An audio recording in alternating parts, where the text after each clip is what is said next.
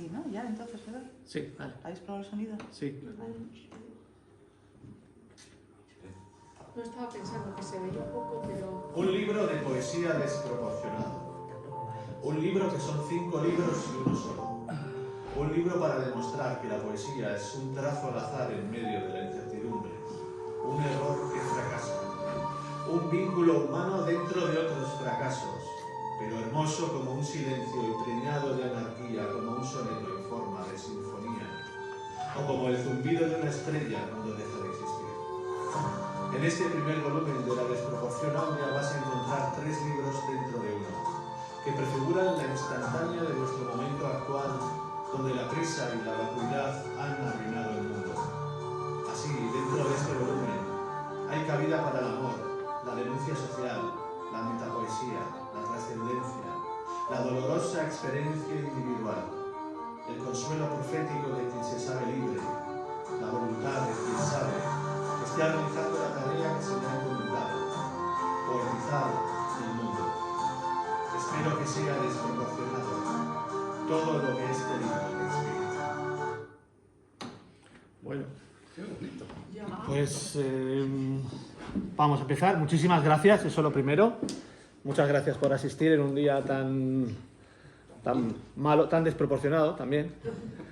Y bueno, pues vamos a comenzar. Me va a ayudar en estas tareas Suriñe, mi señora, mi musa, la mujer con la que comparto mi vida, que es lo más importante que tengo. Y nada, sin más, vamos a dar comienzo a la presentación. El libro comienza con Los caminos del azar, donde el poeta busca en el azar un asidero para recordar la infancia. Un lugar donde las derrotas se prefiguraron y se hicieron realidad. Pero los sueños de niño, la mirada de niño, son aquello que a la postre acaba haciéndose poeta. Porque la poesía no es sino una vuelta a la infancia. Es un canto con la cabeza vuelta hacia atrás. El poeta se vuelve un desconocido para sí mismo, aunque siga siendo un niño. No se reconoce en el espejo. Pero es preciso que el poeta despierte de sus sueños de niño y se dé cuenta de que es un hombre, que es como decir, un fracaso, del que solo se salva el amor, la solidaridad y la esperanza. El poeta se sabe continuador de otros poetas, en una rueda eterna del que apenas es nada. Qué gran desproporción. Al final se ve forzado a defender lo único que posee, su casa, su palabra, su poesía, y se acaba temiendo que todo no sea sino fruto del azar, lo cual le quita arte al arte, pero le da vida a la vida. En el primer canto se ve que todo lo que no es dócil es desproporcionado. A veces pudiera pensarse que la poesía es un don antiguo, que ya no hay poetas porque sinceramente ¿a quién le hace falta un poeta? ¿Para qué sirve? ¿A quién le importa? Y sin embargo no es una cuestión baladí, porque la poesía es eso que no se puede domesticar, que crece como las semillas bajo cualquier condición y que siempre acaba dando sus frutos. Este libro es un fruto. El poeta juega con el azar porque su posición en el mundo y su misma existencia dependen de él. Ha de ser el azar mi nuevo Dios, un azar irreconocible, azar sin matemáticas, azar desprendido de cualquier norma al azar. Por azar estamos en el mundo. No obstante, el poeta sabe que al utilizar el azar fracasará en su intento de poetizar el mundo. Estoy aquí, donde otros fracasaron como yo, respirando el fluir de lo que otros consiguieron, pero sabiendo que yo seré de nuevo el fracaso del miedo, la pesadez de la inocencia, el intento vano. Pero ¿qué otra razón ha de albergarme? Y a pesar de todo, se aprenderá de la derrota y se descubrirá un nuevo sendero donde transitar en su quehacer poético. El segundo canto de esta primera parte se abre con la constatación de que el poeta es como es porque aún es un niño. Ser un niño es como buscar los recursos que son humo, y ser humo remite siempre al fuego. Fuego de la infancia que marca en la piel como una herida que nunca sana. No soy más que un fusible de una vieja máquina, una acuarela en un tejado, recibiendo la lluvia que ella misma retrata. Allí ando yo, sobre los cobertores y los ajuares, con el llanto de mi madre o la razón de mi padre hundida en el sofá. Ando aún en pantalones cortos, ando envuelto en un silencio de abejas, en un laberinto de abedules, en un campo de glóbulos amarillos, mientras recolecto moras y cachetes. Andar por estos lugares de la infancia es envejecer de pronto, como el humo pretencioso que quiso ser hoguera. Qué bella parece la infancia en perspectiva, pero qué dura fue y cuánto se añora. En el canto 3 el poeta dice: La infancia color racimo de uvas, abrevadero de derrotas y nostalgias. Esa sombra que sigue viviendo sola en la estantería llena de polvo azul del recuerdo. La pasarela que se mueve por la acción directa de la luz, el parpadeo amartillado por un ojo morado, la extraña sensatez de los niños cuando jugaban a la guerra, y la guerra tan lejana que pareciera mentira que hubiera llegado hace milenios. El adulto ha descubierto el mundo y el mundo es un basurero de guerras y egos, y por eso añora su mirada de niño. La infancia color racimo de uvas, mora dulce con las manos manchadas, los labios manchados y la mirada manchada, porque un niño vive 100.000 vidas mientras galopa alegre por la calle, le cuenta las ruedas a los gatos y los maullidos chirriantes de los coches, el silencio atronador de la luz de la luna, mirando en su mirada de niño. Qué hermosas eran los sueños de la infancia.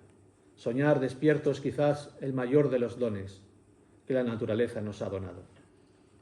Prontas a acabarse van las noches, haciendo cola tras tus sueños. Un niño sueña todo el rato, desde el solsticio hasta el recreo, desde la ropa tendida hasta la fuente de barro, desde el láser hasta la luz cenital. Abrir los ojos y soñar, caer al suelo y soñar, reír en silencio y soñar, porque es tan grande el desafío de la infancia como una mirada llena de microbios, un olfato de hollín en los labios, un reguero de sangre en las sandalias. Pero tras esa afable e infinita infancia pasó la juventud como un avispero lleno de picaduras, donde los problemas acuciaban y dolían. Y aún así resulta curioso que te fuera tan bien y que supieras al fin jugar tus cartas marcadas de derrota y que conocieras el amor y que supieras ver una luz al final del túnel, aunque esa luz fuera la misma muerte. Nos fue bien, amigo. Responde el espejo desde su próxima fractura. Y el reflejo no es el mismo que hiciera de los rayos alumbre para el futuro. No es el mismo brillo el que desprende. La juventud pasó, como un gamo dando saltos. Se estiró tu frente hasta el límite. Se mudaron tus ojos a un lugar más lejano. Ya anunciabas finales y te crees que eres sabio. Sin embargo, nunca has dejado de mentirte. Te amo por eso, amigo mío. Sigues siendo un niño. Te sientas en el regazo de la aurora y te pones a soñar, como si perfumaras el futuro con tus versos. A veces pintas como las acuarelas, tiñendo el mundo de un suave color. Otras emborronas el papel y lanzas bombas atómicas llenas de cianuro. En el canto 7 se vuelve otra vez al azar como principio de expiación ante los males del mundo. Volver al azar, como quien considera que todo es fruto de una decisión furtiva. Segar el hilo que todo lo rubrica. Descender hasta la primera célula del mundo, sopa primordial donde todo ocurriera. Y saber que contenida en ese germen estaba nuestra vida, diseminada en un lupanar de luciérnagas, sabedora de la grandeza humana, sostenedora de prudencia y de audacia a partes iguales. Porque el azar todo lo considera. El azar como Dios cautivo, el azar como mal sincero, azar sin más. Aunque siempre hay esperanza en el ser humano, el amor, la solidaridad, la imaginación, como valores civilizatorios. Pero la realidad es soberbia y arremete contra todos nosotros para hacernos trizas. Los ensayos sin polémica, los versos sin la sátira que recoge el miedo, la palabra en una esquina pudriéndose de soberbia, el esquema roto y pegado con cliché a la pared.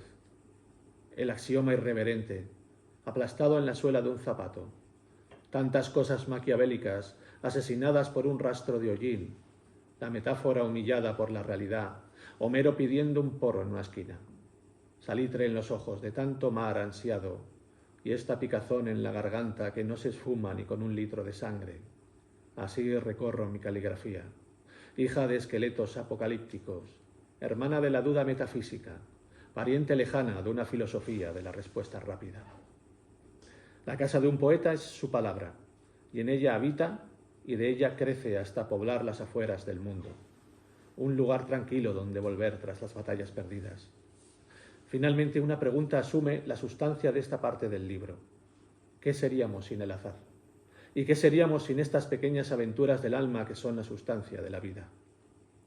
Sin azar, todo se muere, y la podredumbre hechizaría a todos los astros para que desfilaran sin emblemas y nos devorasen como lobos hambrientos en una noche deseosa de justicia.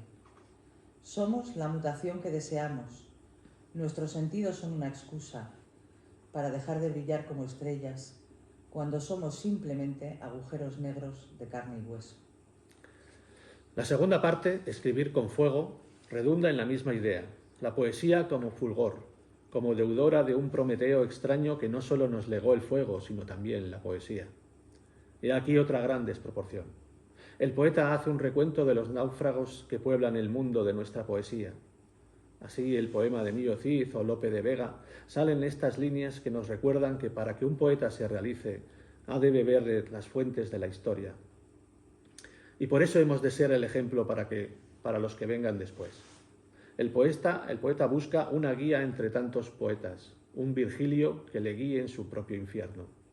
Aquí se va haciendo preguntas. ¿Necesita el mundo más poetas? ¿De verdad somos necesarios? ¿No será mejor dejar de cantarnos a nosotros mismos para cantar a la mujer y al hombre modernos? Por ello decide lanzar el poema como si fuera una piedra, y que le duela a quien le duela. Así el poeta encuentra a su propio Virgilio en la efigie de León Felipe, y baja a sus infiernos para hacerse partícipe de todas las derrotas del mundo, y allí descubre que nos han quitado el fuego de la razón y de la poesía para transformarnos en bestias, y que hemos perdido la voluntad de transformar el mundo para convertirnos en esclavos del consumismo y de un capitalismo feroz. ¿No es acaso una gran desproporción?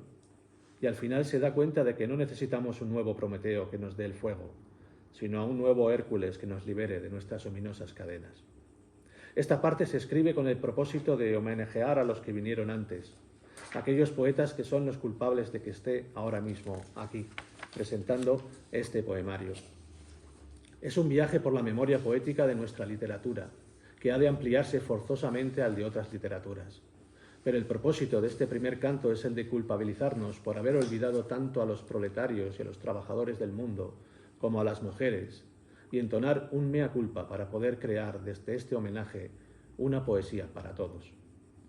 Hemos causado tanto daño, tanto dolor, escribe la Parca, que ahora es el momento de bajarse del carro de heno, de subirse a la balsa de la Medusa, de coger el cuchillo que lanzó Guzmán el Bueno y sacar las venas a pasear, estirarse en una playa como si los buzos nos hicieran respirar, carbonizarse en un horno de Auschwitz, resistir en Stalingrado, ser un poeta en el sitio de Tiro, mientras Alejandro piensa mil maneras de matarnos. Somos la luz cuando no había, pero hemos apagado de un zarpazo todos los luceros. Ya no hay pueblos que nos llamen, ni luciérnagas dentro del pájaro azul. Me lanzo al abismo buscando el infierno. Es el momento de escribir con el fuego. ¿Y cuál es el castigo que propone el poeta? Nada menos que bajar al infierno y para ello preguntar quién ha de ser su Virgilio. Como un Dante moderno pretende con este gesto expiar las culpas de todos los poetas. No falta, por supuesto, el momento de duda filosófica acerca de si el mundo necesita más poetas, aunque la respuesta es ya sabida, por supuesto que sí. No sé, lo desconozco, no estoy seguro de nada, pero creo que aún somos necesarios, aunque sea para cantar a nuestra sombra, para crear figuras frente al espejo, para vestir de duda a nuestros sueños, para hacer vivir a los sentimientos que día tras día se pierden en el mundo sin ser contados. Para mis hermanas y hermanos, estos sentimientos son importantes, son la otra historia del mundo. Mundana como nuestra efigie degradándose, caprichosa y voraz, porque el ser humano nunca ha sabido lo que quiere. Es ahí donde somos necesarios. Sabrán los dioses que un día existimos. Toda nuestra sabiduría cabe en la mirada de un niño. Aún no lo sabemos, pero está todo preparado para empezar. El alma con pantalones cortos, la paz en mangas de camisa, el silencio con sus anteojos, la poesía con sus impulsos. Sabrán las cosas que están vivas. Todo nuestro carácter se puede servir en una copa de vino. La risa inmaculada, la felicidad interpuesta, la todopoderosa inteligencia, la trascendencia infinita. ¿Qué sabrá el tiempo del tiempo que tenemos para comprenderlo? Pero ¿quién quiere ser mi Virgilio? El tercer canto es un auténtico manifiesto a favor de la poesía, pero de una poesía que se acerque a la gente. En el cuarto se ahonda en la forma de lograr este propósito de construir una poesía para el pueblo. Y no es otro que luchando. Se necesita luchar contra la opresión en cualquiera de sus manifestaciones. Estamos quizá ante el poema más social del libro. La piedra se construye como símbolo contra los poderes que destruyen el pueblo. Ya veo la piedra a 1000 kilómetros de aquí, lanzada por un hombre, detenida en el tiempo como si cruzara otra frontera. Parpadeo y la piedra cae, sin más, como cae un río, por una cascada, como cae el agua de la lluvia sobre unos ojos ciegos, como cae el hombre con su costumbre, con su tendencia a dejar de luchar, con su esperanza castrada por los de siempre, con su imaginación echando flores en el aire, con su indiferencia carcomida y putrefacta, con su disidencia y su locuacidad germinal. El hombre que lanza piedras al aire para matar a quien quiere matarlo no es un asesino, no es un autómata, no es un guerrillero ni un poeta. Es un hombre vivo, que si logra su objetivo se transformará en un hombre nuevo, vivo y libre. A un lado, la sangre que brota de un corazón que se acaba. Al otro, la sangre que hierve tras conquista la libertad. ¿Qué hacer? ¿Qué hacer con la piedra? ¿Lanzarla o construir con ella? ¿Y si lanzarla fuese construir? Pero el poeta se pregunta qué es escribir y por qué razón no tiene más remedio que hacerlo. ¿Pero qué es escribir? Heterodoxia en disputa, prelado del humor sanguíneo, furor de sensaciones, colas de lagartija metidas dentro de una escupidera, asa de un cráter de sed, Persépolis en pie, enredadera que no reposa, criadora del amor entre fieras, poesía del todo en esta náusea. El quinto y último canto de esta segunda parte incide en la idea de buscar un Virgilio que ayude al poeta a bajar al infierno. Y elige a un poeta como León Felipe para buscar la razón por la que nos han quitado el fuego. ¿Y por qué razón no necesitamos a un Prometeo que nos lo robe para nosotros, sino que necesitamos a un nuevo Hércules que nos libere de nuestras cuitas y que logre encender el fuego de la futura revolución? Para que fuéramos como bestias nos quitaron el fuego, para que asaltáramos las manadas de bisontes solo con las manos desnudas del hambre, para que nuestra prole no mirara al cielo y se imaginara conquistando el paraíso, nos quitaron el fuego, para que en las noches lúgubres de las cuevas donde se escondían los monstruos no viéramos reflejada nuestra sombra, más monstruosa que los propios monstruos, y nos diéramos cuenta de que no tenemos alma. Nos quitaron el fuego para no prender las calles, para no salir en estrépito a desencadenarnos, a mirarnos a los ojos y sabernos más que el opresor.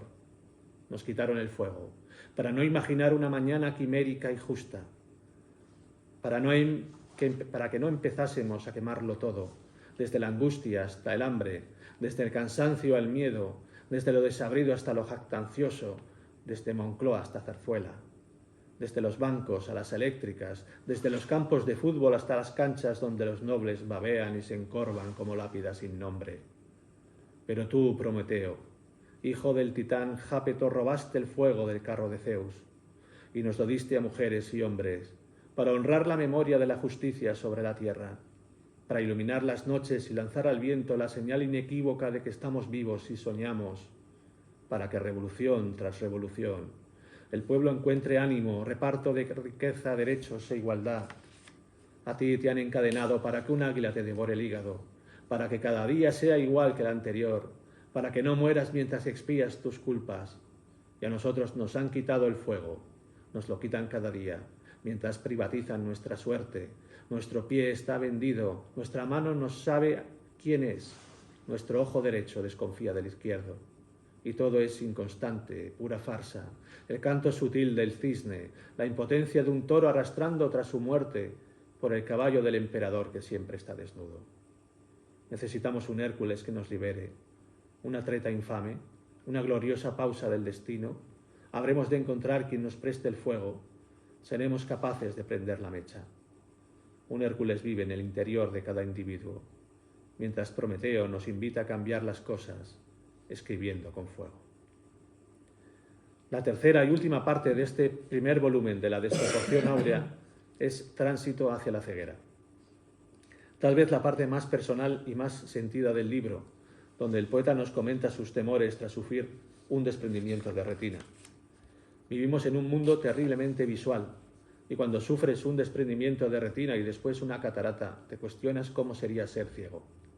En la larga tradición de escritores ciegos, Homero, Jorge Luis Borges, John Milton, James Joyce o Demócrito, quien quería quedarse ciego para ver sin obstáculo la realidad, existen también puntos de fuga, elementos que persuaden a la realidad para que ésta se amolde a sus problemas. Este es mi caso. Canto a todos esos días boca abajo, a la imposibilidad de realizar ningún esfuerzo físico, a la incomodidad y al malestar que me produjo todo este año de recuperación. En Tránsito hacia la ceguera. ¿Cómo serán las metáforas de un ciego? Hay una niebla extraña en mi ojo izquierdo. Solo veo la punta de una estrella, el tálamo quemado de una mancha de aceite, la peculiar huella de un devocionario, la quemadura de un filme en proyección. Chamuscado observo si las moscas existen. Miro emocionado el espectáculo de mi ojo cerrado. Puedo probar las nubes tostadas, los rectángulos absurdos de la imaginación, las fabulosas criaturas que yo mismo creo, pero sé que mi ojo izquierdo está dejando de obedecerme. He de estarme quieto, no moverme mientras tanto, desempeñar el papel de enfermo, de demente, de epicuro en un convento. Soy un hombre en tránsito hacia la ceguera. Cuando posees tanto tiempo para pensar, te acabas cuestionando incluso las cuestiones que componen tu misma esencia. Así hay un cuestionamiento de la propia escritura y de la labor del poeta en estos tiempos más oscuros aún que la propia oscuridad que proporciona la ceguera. He escrito tanto que ya estoy cansado. Nada tiene sentido. Carece de calor el sol. La tierra se cuartea. El plomo es más dulce que el azúcar. Y detrás de la noche una claridad sin ojos nos apunta con su cordura. Pero llevamos tanta cordura a cuestas, tanto devenir sin que nada llegue, tantas cosas son inciertas que todo tiene cara de mentira. He escrito tanto. Mis manos son diablos ciegos, mis ojos no me entienden y pretenden engañarme. El diablo vive sobre mi grupa, me cabalga como un corcel, y yo corro por las veredas desnudo, sangrando de mis ijares día y noche, mientras navego en un barco que se hunde y no acaba de hundirse nunca. He escrito tanto que me he quedado sin ojos, que no veo más que el silencio y el terror. ¿Qué tipo de historia le voy a contar a nadie? ¿Qué verdor, qué esperanza, si no soy capaz de ver el horizonte y las lechuzas me silban para que me aparte? He escrito tanto, le he restado tanta claridad a mis ojos, que ahora lo estoy pagando. Mientras los buitres defecan en sus presas, las raposas devoran a las ovejas, los leones se dejan aniquilar por los cervatillos. Todo ha cambiado para que todo siga igual. He escrito tanto que debo prescindir de las palabras, de las alas, de los brazos, de la mente misma, porque está trazado el camino del último apóstol hacia la ceguera viejo. Pensar el propio yo, saber que la conciencia existe y que esa propia conciencia cuestiona tu propia existencia, porque para eso está, para cuestionarlo todo. Y así se exaspera el poeta en su recuperación. Urge la conciencia. ¿Quién nos lo iba a decir a nosotros, que la urgencia residía en una duda, en un rencor del ábside de nuestra mente, en un rasguño de la comprensión, en la oscura difracción de la realidad, en la entraña de un secreto, en la curva doctoral de un enunciado incomprensible? En el momento en el que ya puedes subir la cabeza y mirar al horizonte, pasa algo muy extraño tras la operación, que ves doble y que esa visión te trastorna completamente. El mundo parece haber cambiado y el horizonte se ha rasgado hasta tal punto que se vuelve irreconocible. Ver doble es un árbol caído en los confines de la desesperanza. y sin embargo emprender el vuelo fiero y rastrero de una mariposa que se va a estrellar inevitablemente contra las rayaduras de lo eterno. Ver doble es un suplicio para el horizonte, una línea curva donde solo va el silencio, una continuidad donde todo acaba, una gota más para ver el vaso medio vacío. Hay tiempo para la descripción de lo que sucede dentro del ojo izquierdo. Cómo se ve el mundo, qué clase de fogonazos se desatan en la maltratada retina que se está recuperando. El poeta se compara con la noche, se vuelve pirata sin saberlo, pero sabe que al final se recuperará. En mis ojos se desnudan bisturíes, las lechuzas se cruzan en mi camino, la noche es como una pelota de golf, bifurcada en el destino. Todo se desdobla en una ceniza del principio, apenas veo por un ojo y el otro peca de oficio. Soy un pirata, ahora me acabo de dar cuenta. Las manos sin la luz de los contadores de conchas, el silencio en el gaznate, como el perfil alevoso de un cuchillo. Me levanto cansado, me acuesto desafecto y perdido. Todo está boca abajo, el mundo es un acantilado rojo. A veces creo sentir una iluminación en mi ojo izquierdo, un latigazo de sombra, una estrella decadente. Y si me asomo a esa ventana, el horizonte se curva, como cuando las líneas se abrazan sin quererlo. No veo ni el silencio candente de una aguja, no veo ni la lisonja superficial de un arrebato, no veo ni el sopor indescriptible de un sueño. Y a pesar de todo sigo siendo un poeta que responde a la noche con más noche, a ver quién gana. Uno de los avisos antes de tener un desprendimiento de retina es la visión de fogonazos, que se manifiestan como si fueran rayos. Así lo describo. Ver pasar el rayo. He visto pasar el rayo a través de mi sombra. Era como una voz que escupía imágenes, un razonamiento parpadeando, un brillo solo especulado con imposibles palabras ahogadas en un acuario. He visto pasar el rayo, desproporcionado e injusto, bien intencionado y grotesco, y acariciaba las lunas de Marte como una muerte que se acuerda de su madre. Y una de las consecuencias de ver doble y de ver las cosas desfiguradas e incompletas es el dolor de cabeza. Un dolor constante y un mareo que te quitan las ganas de todo. Y al fin, el espectáculo de la vida continúa, y el poeta lo sabe. Las cosas ocurren con un propósito, y lo que todo este sufrimiento me ha ofrecido es ver las cosas de forma radicalmente diferente. El poemario acaba así, pero este no es el final de la desproporción áurea, es tan solo el final de su primera parte. Pronto saldrá la segunda. Fue sin querer. Fue sin querer, se eclipsó el ceño fruncido, como la marca de una medusa, después del hundimiento del mundo. Fue como un suspiro, primeramente azul, en un zumbido de abeja, bajo la corchea del tiempo. Fue sin querer como todo cobró sentido. Se fue la aurora en busca de su Hiperión. Se fue el sentido persiguiendo su filósofo. Se fue el ciclo peguiñando su ojo ciego a otro Ulises. Y quedó el poeta, con los brazos extendidos, sujetando el eje curvo de la tierra, haciendo de puente entre los amaneceres y la lluvia, como un badajo dando tumbos en la última campanada del universo. Y así nació el poema, preñado de angustia por el momento actual, groseramente pisado por antropófagos y exquisitos puristas de las letras. Fue sin querer, como a la palabra le salió un filamento, un hilo comunicacional con Dios, si es que eso tan vil existiera. Y la luz tenebró la galaxia entera, y nadie pareció entender que nada había que explicar. Fue sin querer que el plomo fundido emigró desde la Antártida, que se compró un aeroplano la Aurora, que emergió el Nautilus desde la desmemoria, que el cojo corrió 1 kilómetro y le sobró tiempo para crear la mecedora. Fue sin creer que los ojos se cerraron, nada útil se veía con ellos. El precio de un trapecio, la fusión de un candil sin llama, con la voluntad enterrada en el pupitre de un alumno, que jamás vio lo que tenía delante de sus ojos. Fue sin querer, y aún así se desvistió el momento, con el ánfora borrada por la sal, y el esplendor del silencio taladró el oído del poeta.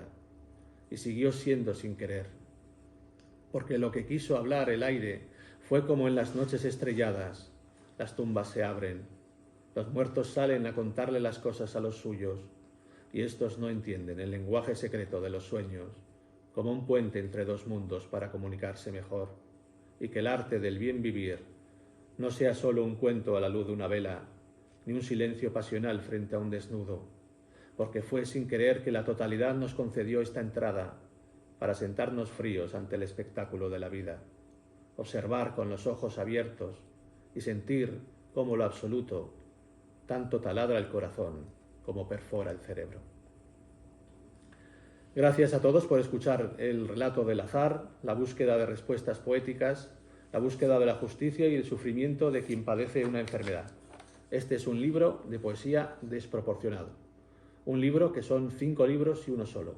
Un libro para demostrar que la poesía es un trazo al azar en medio de la incertidumbre, un error que fracasa, un vínculo humano dentro de otros fracasos, pero hermoso como un silencio y preñado de anarquía como un soneto en forma de sinfonía o como el zumbido de una estrella cuando deja de existir.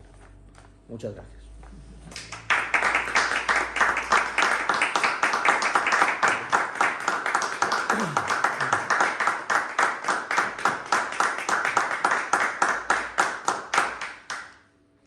Bueno, pues si queréis preguntar alguna cosa, alguna cuestión. Bueno, yo voy a decir cómo me he sentido. Me he sentido muy perdida porque mi capacidad de asimilación corría detrás del texto. Ya. Es decir, es como si hubiese estado escuchando, estás aprendiendo un idioma y de repente te ponen un texto muy complejo y estás intentando, bueno, aquí esto quiere decir esto y lo otro. Entonces yo iba siempre por detrás, Entonces no he podido dejarme llevar, porque digo, bueno, esto es así, pues porque intento sacar el jugo o la interpretación que se espera que saque. Entonces he vivido la lectura y luego por otro lado también estaba viendo el Josean que yo conozco, pues dicharachero, optimista, la imagen que tú estás dando, y estaba viendo, lo veía en imágenes, sobre todo color marrón oscuro, gris oscuro, Sí. rojo pasión, o sea, sentía una exacerbación de todo, que claro, entre que me costaba entenderlo y que veía una pasión que me ha creado eso. O sea, digo, esto, bueno, igual leyéndolo poco a poco. Sí, para leerlo poco a poco, sí. Sí, porque luego también reconozco que mi vocabulario, claro, está muy por debajo del nivel que tú tienes. Tú vas dominando unas palabras que yo decía, ¿y esto quiero decir? Espérate, y habías llegado y pasaba de uno a otro. Yo hablo de cómo me he sentido por esto. Parto de la base de que no soy buena lectora, lo sabes, Uriñe, que cuando me dejo un libro tardo meses en leerlo, pero, o sea, he dicho, detrás de esto hay un trabajo y unas vivencias que ojo, o sea, que vamos, lo respeto muchísimo y espero que me dé la oportunidad de poder ir Sí, entendiéndolo o bueno, también dejarme llevar. Eso es. Sin estar pretendiendo escudriñarlo todo y hacer una autopsia de cada frase o de cada pensamiento. Gracias por el comentario tan... Bueno, ¿sabes qué? Sí, tanto. No, la verdad es que sí que hay un lenguaje para cada cosa. La poesía tiene su propio lenguaje y su propia forma de comunicar, porque es intentar explicar algo que es muy difícil de explicar, o sea, explicar lo inefable, lo imposible casi, ¿no? Por eso busca da tantas vueltas, por eso hay tantas imágenes, ¿no? Porque necesitas con la palabra desarrollar la imagen que se acerque al sentimiento que tú has tenido, ¿no? O que ha desarrollado, o que ha provocado toda esa ilusión, esa cosa que llevas dentro, ¿no? Y entonces es complicado, Pero bueno, básicamente, como lo que quiere decir este poemario, es un canto a la poesía también, ¿eh? Está dividido en 3 partes, ¿no? El primero es, bueno, es un canto al azar y a la infancia. El segundo es un canto a la poesía directamente, a la forma de escribir, a la necesidad de escribir. Y el tercero ya es una cuestión ya más personal de lo que me pasó cuando tuve el desprendimiento de retina. Entonces, cada uno de los 3 tiene 3 lenguajes muy diferentes también, ¿no? El lenguaje de la infancia es un lenguaje nostálgico, de nostalgia, de cosas que han pasado y que te han marcado profundamente. Por eso también hablo mucho del azar en esa parte, porque todo depende mucho de las cosas que hemos vivido. Y hemos vivido, pues, cada uno sus propias cosas. Por eso tiene su propio lenguaje, ¿no? Y la segunda parte es más sobre la poesía, por eso hablo también de mucho de... León Felipe, ¿por qué lo has elegido? Pues es uno de mis poetas preferidos. Sí. Es uno de mis poetas. Bueno, por alguna razón. No sé. Pobre, viejo y feo. Sí, pero es un poeta con el que conecto bastante, aunque no especialmente sea su poesía la que más me guste, o la que yo sea capaz de reproducir, pero tiene algo como de tierra, de terruño, ¿no? De sentirse casi agradecido por haber nacido, ¿no? Y entonces por eso también lo he elegido. Pues tienes que llevar a alguien del brazo, a alguien que te demuestre el infierno, pues que mejor que un poeta, ¿no? Y luego, pues hombre, la última parte también es la más personal de todas, la parte del desprendimiento de retina, y creo que ahí también es la parte que más sufrida, digamos, ¿no?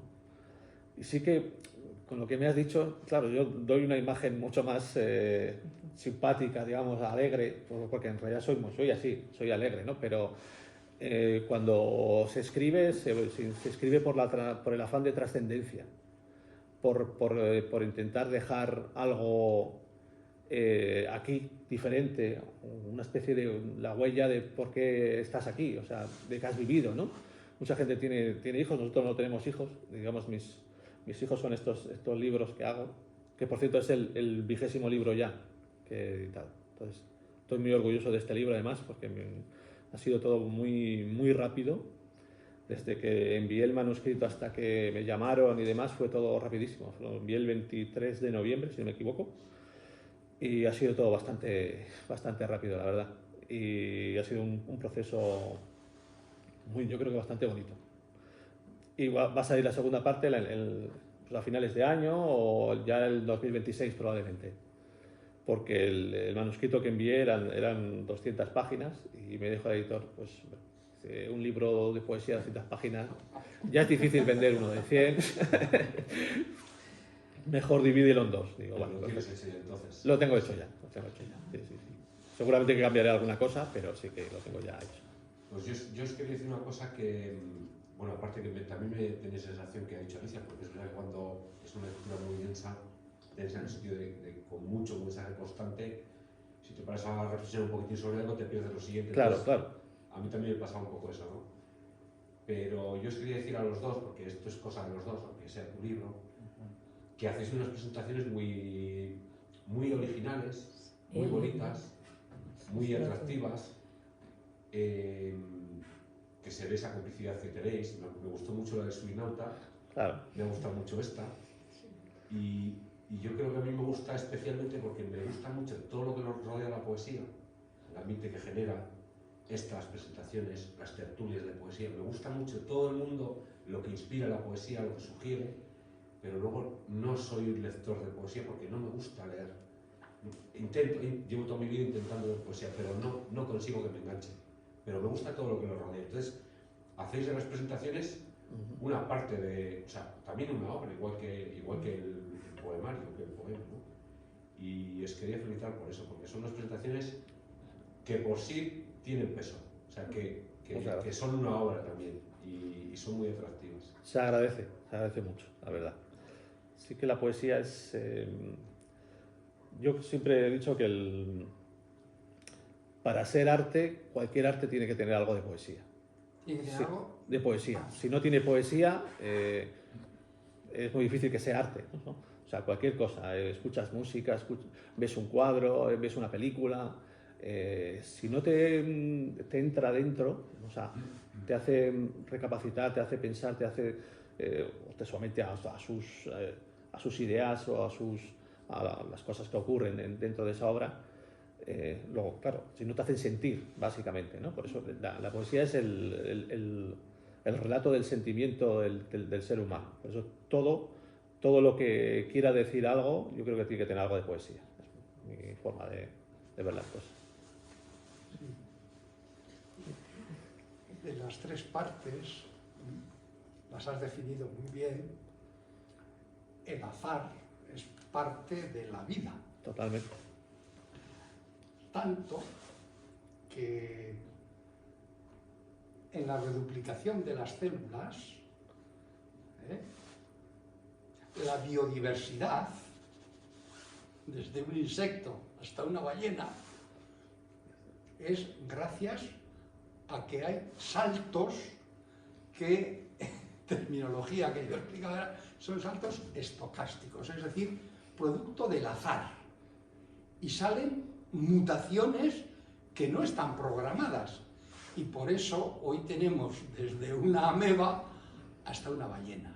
Por tanto, eso está en la base de la vida. La biodiversidad se explica en base a que en el momento en que se genera el cigoto, empieza la reduplicación.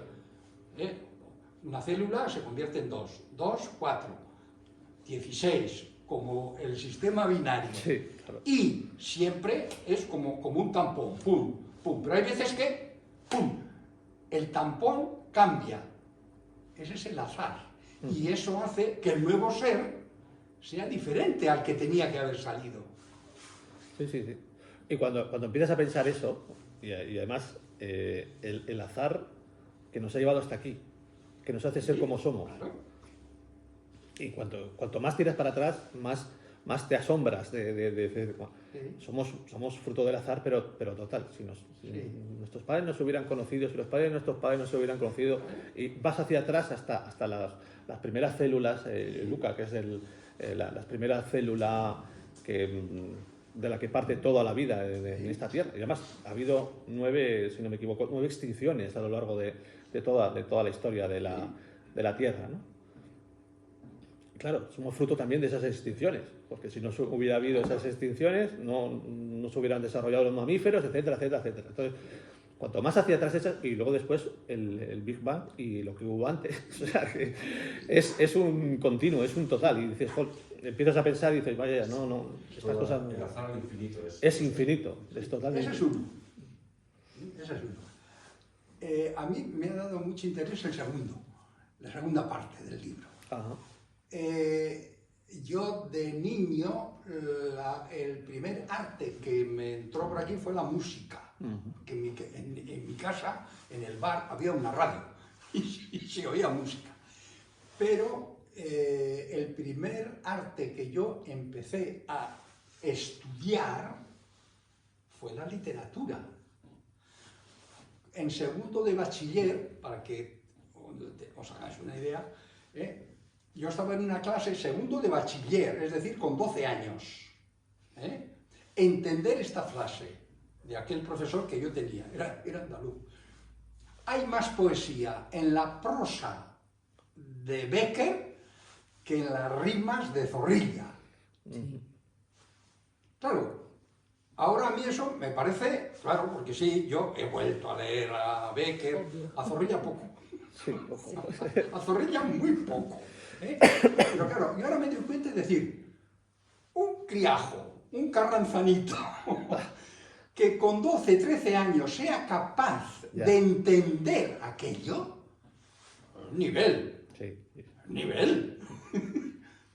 Por eso, cuando has notado que yo la Ilíada la he tenido que traducir, la he leído como 5 veces. El Quijote entero me parece que son 7 u 8. Y yo literatura, bueno, y la música. Y luego, ese aspecto personal tuyo me ha gustado en la tercera parte, de explicar tu experiencia de ese momento con la salud de aquella manera y hacerle frente. Y luego me vas a permitir que en la anteúltima hoja que has leído, abajo hay una frase que se me ha quedado y como Alicia no he podido retenerla. Atrápala como puedas. Pero luego, cuando esto, pues me lo dejas un momento y te diré cuál es. Vale. ¿Del poema? Sí. Observar con los dos ojos bien abiertos y sentir como lo absoluto tanto taladra el cerebro como... Taladra el corazón.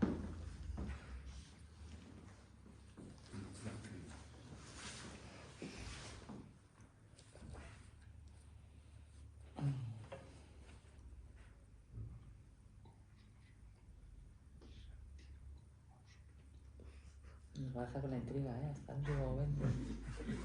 Maneja la Sí. tensión. Observar con los dos ojos bien abiertos y sentir, yo aquí le pondría un acento, cómo lo absoluto tanto taladra el corazón como perfora el cerebro. Sí, es así. Perfecto. Chapó. Muchas gracias. Es justamente el final del libro. Sí, le falta... Sí. Este hombre es la de... Muchísimas gracias. La verdad. De maravillas. Bueno, ¿Puedo pues... plantear una cuestión? Sí, claro. ¿Hasta qué punto el goce estético, el disfrute que produce la poesía está en función de los conocimientos o de la preparación del lector con respecto a la poesía? Es decir, alguien que se enfrente a un poemario con la formación de bachillerato que hemos tenido y punto pelota, frente a alguien que se haya preocupado en conocer poesía, leer poetas, conocer movimientos, situaciones, etc. Bueno, evidentemente todo el mundo tiene que tener su bagaje cultural o su bagaje estético, y eso lo tiene todo el mundo, pero el bagaje sentimental lo llevamos de serie. Entonces, claro, mucha gente no entiende la poesía o no lee poesía pues porque le parece aburrida y demás. Sin embargo, en el momento en el que necesitamos de la poesía, o sea, y todos en nuestra vida hemos tenido varios momentos de esos, por desgracia, o por azar, o por afecto, la muerte de un familiar, por ejemplo, esa desgarradura que sientes cuando se va alguien muy cercano a ti, por ejemplo, ¿cómo lo defines? ¿Cómo buscas tus sentimientos? Entonces, no sé, lees, por ejemplo, a Jorge Manrique y lo tienes ahí. Entonces, lo tienes ahí y no hace falta haber leído mucho, no hace falta haber entendido mucho, tener un bagaje cultural muy grande, sino hace falta sentirlo y reconocerlo, nada más. O sea, tú lees a Jorge Manrique la copla por la muerte de su padre y te acuerdas de la muerte del tuyo. Y lo relata y lo reconoces. Es ese reconocimiento de la sensación del dolor o también del amor, por ejemplo. ¿Cómo reconoces el amor? O sea, cómo intentas explicarlo tú mismo. A veces no hay palabras, ¿no? Pues lo buscas en un soneto, lo buscas en otro poema, en un poema de Becker, por ejemplo, y está ahí.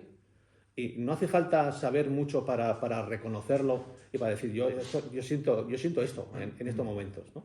Y para eso yo creo que también es la poesía. A cualquier persona. Claro, luego también hay otra clase de libros, hay otra clase de literatura que es más complicada, pero al fin y al cabo la poesía es eso, es el reflejo del sentimiento humano o el afán mismo de trascendencia. ¿Qué vamos a dejar nosotros cuando nos vayamos? ¿Qué sentido le doy a la vida, ¿no? Yo creo que también se acerca mucho la poesía a la filosofía, por eso también. Y está reflejado en muchísima poesía, todo lo relativo al sentir diario, al buscar un poco de sentido hacia todas las cosas que nos están pasando o que están pasando en el mundo. está reflejado ahí. Y es puro sentimiento, entonces lo reconoces, porque tú sientes también, tú padeces también, tú tienes necesidad también pues eso, de cualquier, no sé, de afecto, de todas esas O necesidades. sea que la poesía, descripción de sentimientos, No solo. ¿no hay creación? Sí, hay creación, claro que sí, sí, porque la cuestión es que la poesía, muchas veces se dice que está ya todo inventado, ¿no?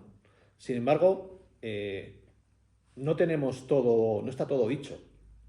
Puedes decir que para expresar un sentimiento de amor y demás está ya todo hecho, pero puedes buscar la originalidad en eso. Puedes buscar otra forma de decir las cosas, otra manera. ¿Combinar palabras? Sí, bueno, pero no solo es combinar palabras, porque el lenguaje poético es un lenguaje también más interno. Un lenguaje casi, digamos, que es el lenguaje primero del ser humano. Cuando no teníamos otra forma de ver el mundo que imaginarnos por las noches, por ejemplo. Una vez que descubrimos el fuego, una vez que pudimos domesticarlo, digámoslo así, fue un cambio radical en la historia de la humanidad. Al final, la gente se reunía alrededor del fuego y contaba historias. Empezó la literatura justo en ese momento. Y empezó la poesía justo en ese momento. Entonces, no se puede definir la poesía tan solo como juntar palabras, sino es la esencia, buscar la esencia del ser humano. Una esencia que estaremos siempre buscando y que para diversas épocas será diferente, para otras épocas será otra forma de buscar la esencia, para otras se acerca más a la religión, para otras se acerca más a la filosofía, y estaremos siempre buscando esa esencia. Entonces la poesía es algo realmente eterno. Mientras siga habiendo ser humano, lo decía Becker, pues seguirá habiendo poesía, ¿no? Mientras que haya palabras. Mientras que haya palabras. Pues sin palabras no es nada. Otras artes, la música, la pintura, no necesitan palabras. No necesitas palabras, pero necesitan poesía. Porque lo que están reflejando las personas que lo hicieron fue algo que han sentido, un hecho trascendental, una simbología, una forma de comunicarse. Y claro, si tú no tienes el bagaje poético dentro, o sea, el lenguaje poético dentro de ti mismo, no puedes ver nada en esa obra. Una cosa es ver un edificio en llamas y demás y tal, puede no llamarte nada, pero sabes que es un hecho X y tal, que entonces ya te puede devolver algo, te da algo que pensar, algo que hacer. No sé. Y incluso puedes ver un cuadro que parecen 4 manchas y te refleja algo en ti mismo, interno, que solamente es tuyo o del propio autor, ¿no? No sé si te he contestado. Sí, no, era simplemente plantear la cuestión. Sí, la cuestión es muy interesante, la verdad que sí. Sí. Muchas gracias. Luego está la magia. Has citado el fuego. He explicado cuando el ser humano, lo que supone la domesticación del fuego. Se alarga los momentos de vida porque hay más luz. Los dos extremos del grupo humano viven mejor porque el anciano, aunque no tenga dientes, puede comer alimentos blandos, cocidos por el fuego, y luego está la magia. Y yo solía citar un versito de un poema sudamericano, aquello de "lo cuentan los viejos, de noche al brasero". Amor y muerte de Joaquín Murieta. De Murieta. Lo cuentan los viejos de noche al brasero. Es decir, que alrededor del fuego se genera algo. Se genera algo. Que eso es poesía. También. Sí. Es muy interesante, ¿eh? También hay muchas cosas para debatir y para pensar. Yo estaba pensando también también la poesía evoluciona como los tiempos, claro. Y lo mismo pasa en la música, la pintura. Y claro, hay veces que te encuentras, me ha pasado a mí, que yo intentaba seguir y digo, me estoy quedando...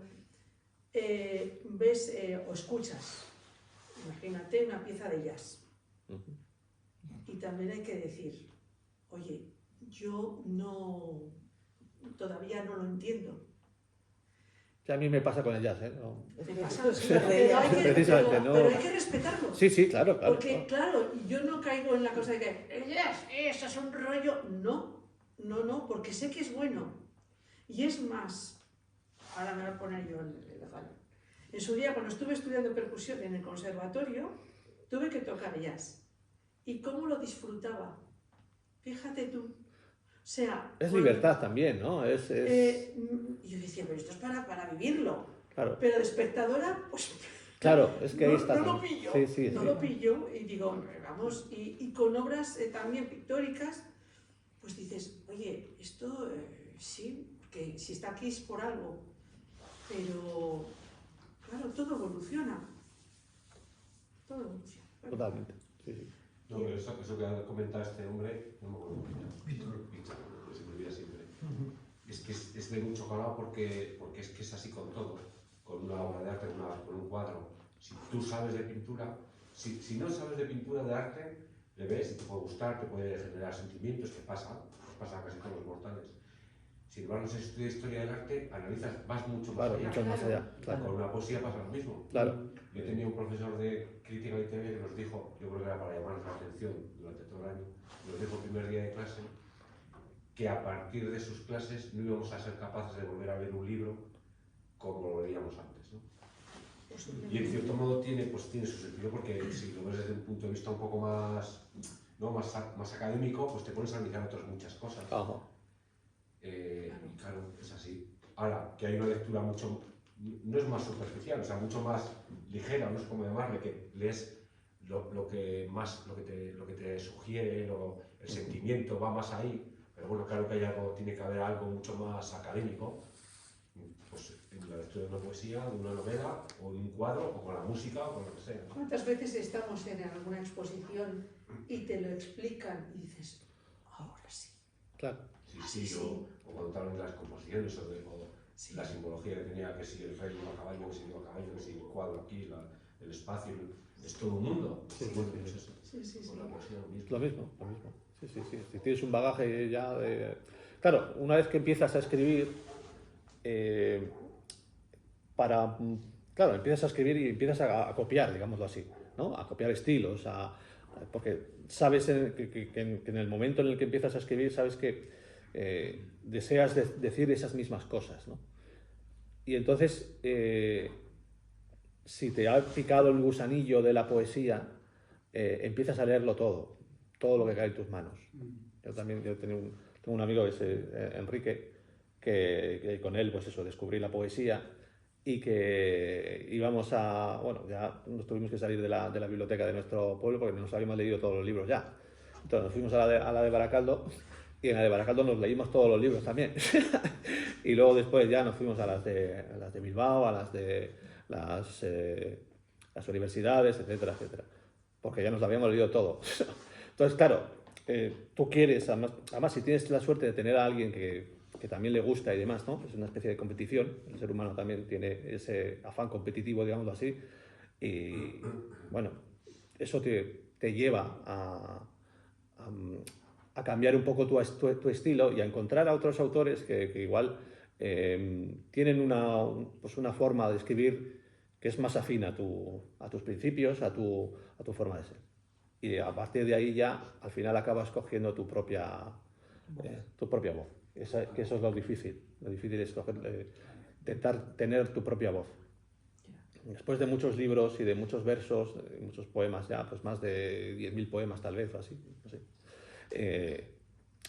Ya sé cómo escribo, qué necesito para escribir, qué necesito para inspirarme, qué necesito para poder realizar pues, la labor de escribir un libro entero y desarrollar un tema, etcétera. Es lo que se llama en castellano oficio. Oficio, muy bueno. Porque es que además tengo un libro que, tengo ahí un montón de libritos que ahora mismo podría podría editar otros 5 o 6 libros fijo, seguramente, porque los tengo escritos ya. Y uno de ellos es el oficio de poeta, precisamente, ¿no? Sí, sí, es así.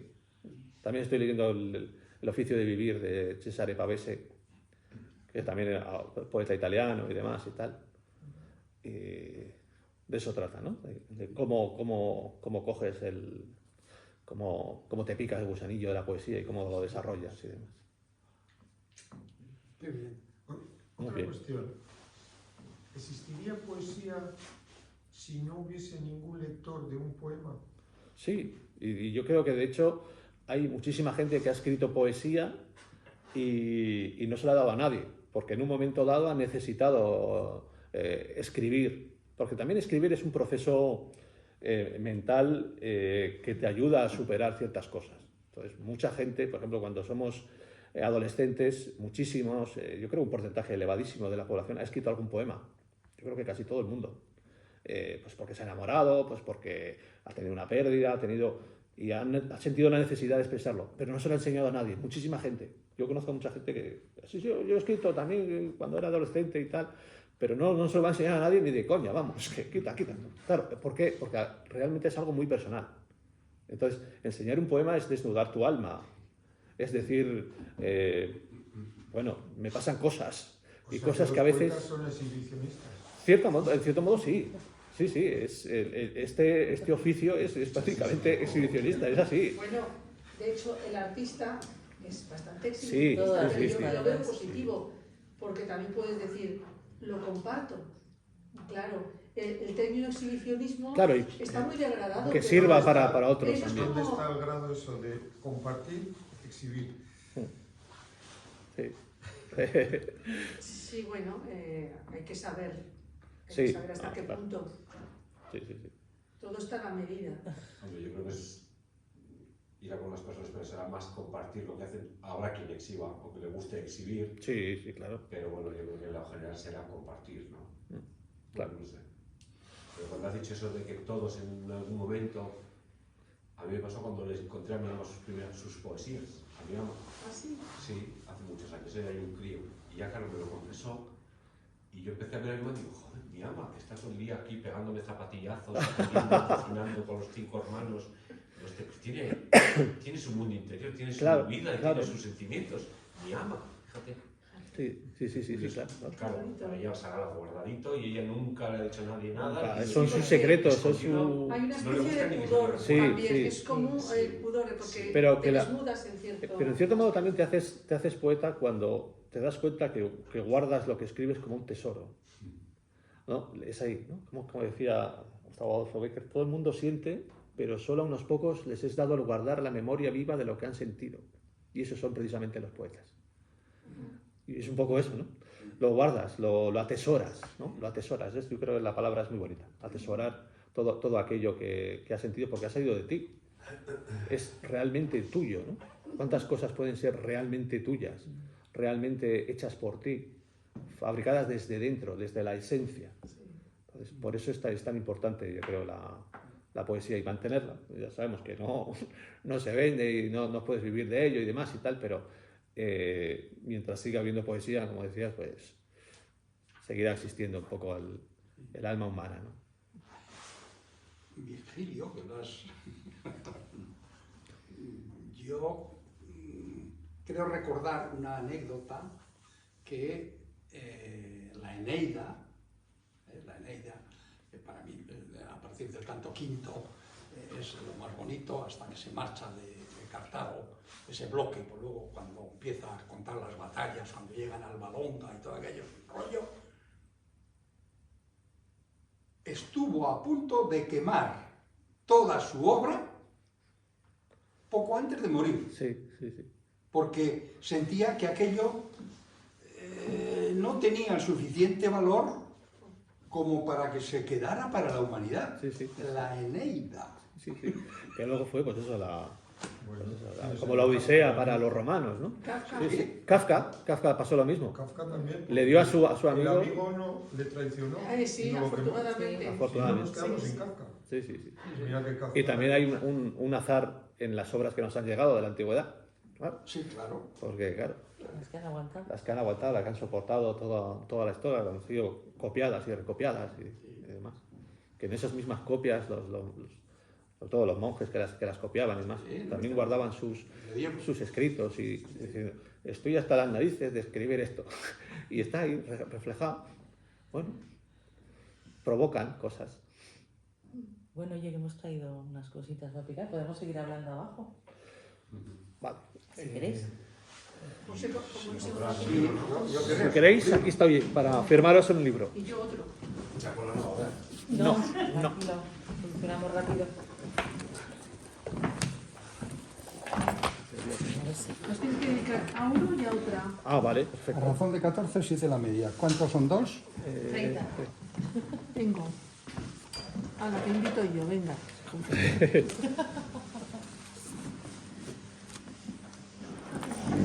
Y en esto además había todo de parches, que el otro día estaba muy deteriorado. Yoga, pilates, viene súper bien. Sí. Bueno, pero tú estás, ¿no? Estaba el año pasado. Este año me he desertado, pero cuando lo he visto los espejos digo, mira, por fin les han puesto a pilates, qué bien.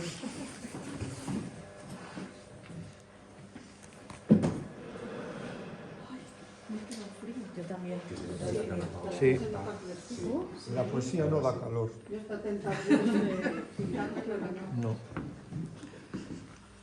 Es muy grande. Sí. Ay, quería coger unas pasitas, sí. ¿Os habéis puesto vosotros las sillas o qué? No, David, me imagino, pero habrá que quitarlas porque David no viene además Claro. de lunes por la mañana. ¿Qué día es el 7 del 2? Sí, solo se lo pongan así las actividades. Muchísimas gracias, caballero. Muchas gracias. Y un placer hablar siempre contigo, de verdad. Muy buenas. También. Suri, ¿Qué opinas de vendrá la muerte y tendrá tus ojos? ¿eh? Este paralicia. Vale, este paralicia. Ok. La verdad es que es un verso maravilloso ese. Ese solo Vendrá verso la ya, muerte y tendrá tus ojos. ya es para decir, madre mía. Yo se lo leí cuando compré un libro de química. Venían unas tarjetitas amarillas y venía ese poema. Sí, para el luego. Sí. Sí. Y estoy hablando de hace 40 y muchos años. Y me quedé con la copa. Vendrá la muerte y tendrá tus ojos. Muchísimas gracias. Ahí va. Bueno, aquí la Joder, cómo se nota que eres más grande aquí. Ya, buen día. Mira, viene aquí. Espera que te ponga las 5. Hace un tiempo eran algo, ya 50 euros no... Oye, aquí todos hemos venido con 20, 10, 5. Lo habrás cambiado antes. No. No. Ahora el cajero te permite elegir el tipo de billete. ¿Ah, sí? Sí, por lo menos donde yo saco sí. Y se empieza por 20 y luego Ya. pequeños.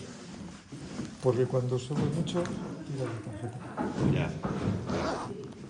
Cuando sube el tarjeta, a correr. Pues sí.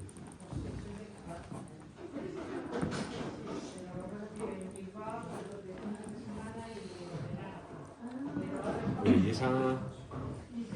esa sudadera, el lejano Carrancha, el lejano oeste de Vizcaya? Ah, Sí, mira. sí, sí. Sí, nosotros la llamábamos el... ¿cómo era? West Vizcaya. Sí, es el salvaje, es el salvaje este. Es que es así. ¿Para ti, Raúl? Sí, sí, sí. Vale.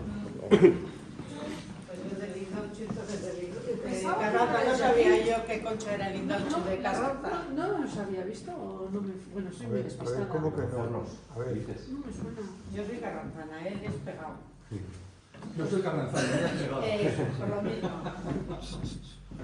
yo soy Machorri. ¿Eres? Machorri, de la anteiglesia de Begoña. ¿Esos son machorres? Sí, Machorri. ¿De la anteiglesia de? Con todos los chapolis que había. ¿De la anteiglesia de? ¿Y se les diga Begoña. machorro? De ahí era mi abuela. Sí, bueno, en Santucho, lo que es el barrio, hay una asociación que defiende Ya. Begoña, porque este año se hace el centenario de la anexión. Claro, de Begoña somos machones. Sí, Y es que sí, hay mi abuela era de una Begoña. Yo siempre cuento que tengo la También, mi oportunidad. abuela era como él. Yo nací en el 59. Mi abuela Y materna. cuando voy al registro civil a pedir una partida de nacimiento, a la persona que me dice, digo, en el libro de Begoña. Ah, vale, gracias, gracias. En el 59 había 4 libros. Begoña, Deusto, Abando y Bilbao. Y yo cuando voy para... De Begoña. Muy bien, José, vale, gracias. Los hablan de Begoña y me da la partida de nacimiento. Víctor. Víctor, dame uno. Ah, pero...